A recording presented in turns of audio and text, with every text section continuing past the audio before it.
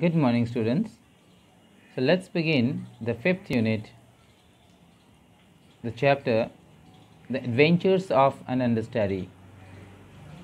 This story has been written by Sir Anthony Hope Hawking, better known as Anthony Hope. He was an English novelist and playwright. He was a prolific writer, especially of adventure novels, but he is remembered predominantly for only two books: The Prisoner of Zenda and the sequel Report of Henzua. Now, coming to this story, Rassendyll is traveling from England to Ruritania to see the coronation of King Rudolph. A chance meeting in the woods brings Rassendyll and Rudolph face to face, and they discover that they look exactly alike. Even their hair is the same shade of brilliant red, and the color of Rudolph's royal Elfberg family. The next day, Rudolph is found unconscious and was unable to attend his coronation. But the show must go on, or else the king's half-brother and enemy, Black Michael, the Duke of Strelsau, will take over the throne.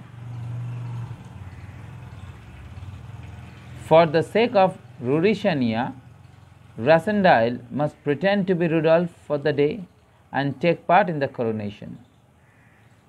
The king's friends, Colonel Sapt and Fritz von Terlanheim, promised to help him.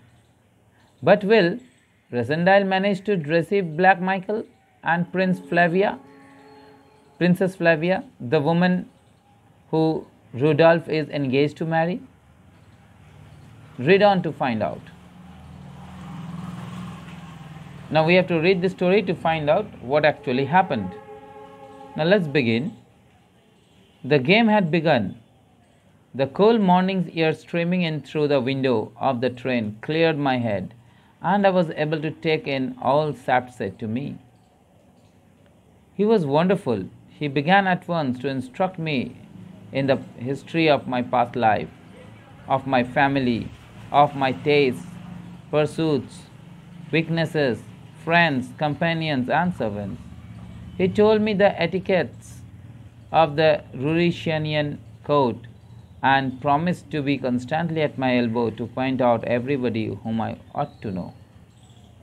At 9:30, looking out of the window, I saw the towers of a great city. The capital, my lake, grinned old Sapt with a wave of his hand. Leaning forward, he laid his finger on my pulse. "A little too quick," he said in his grumbling tone. "I'm not made of stone," I exclaimed. "You will do," said he with a nod. Then he paused and, looking at us, said quietly, "God send we may be alive tonight." "Amen," said Fritz.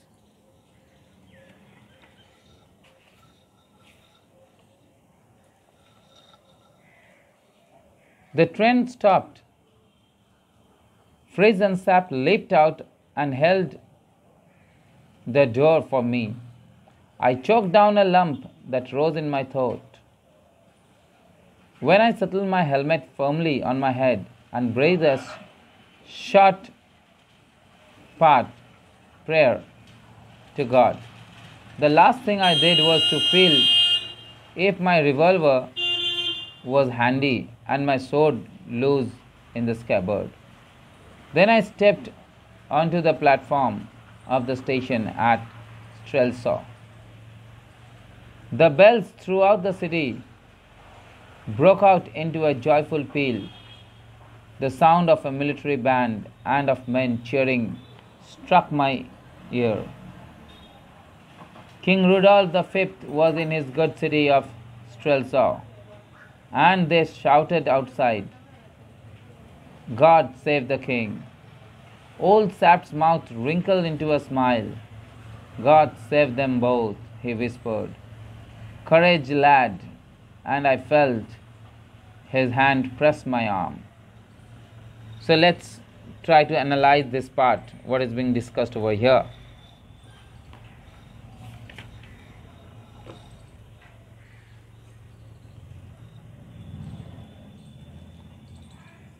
So, which game do you think the first person narrator, Rasandile, refers to? The game is about the pretension that Rasandile takes. Because here, Rasandile is to pretend to be Rudolph at his coronation, since the latter is unable to attend it. And what they do, what they had they to do to win the game? And how does Sapt help Rasandile to pretend to be Rudolph? What does Sapt mean when he says Rasandile's pulse is a bit too fast? All this question needs to be answered.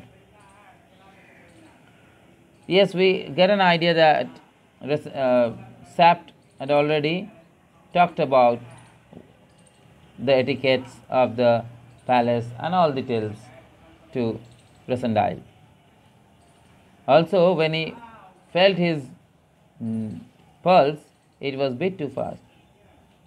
That meant that Rasandile is not sufficiently relaxed to carry out the trickery with suitable poise. He was nervous.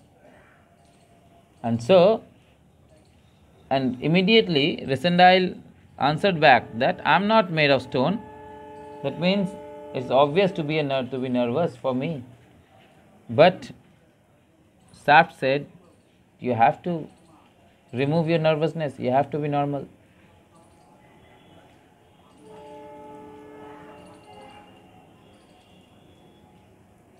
How can we make out that not only Rasandile, but Freeze was also tense?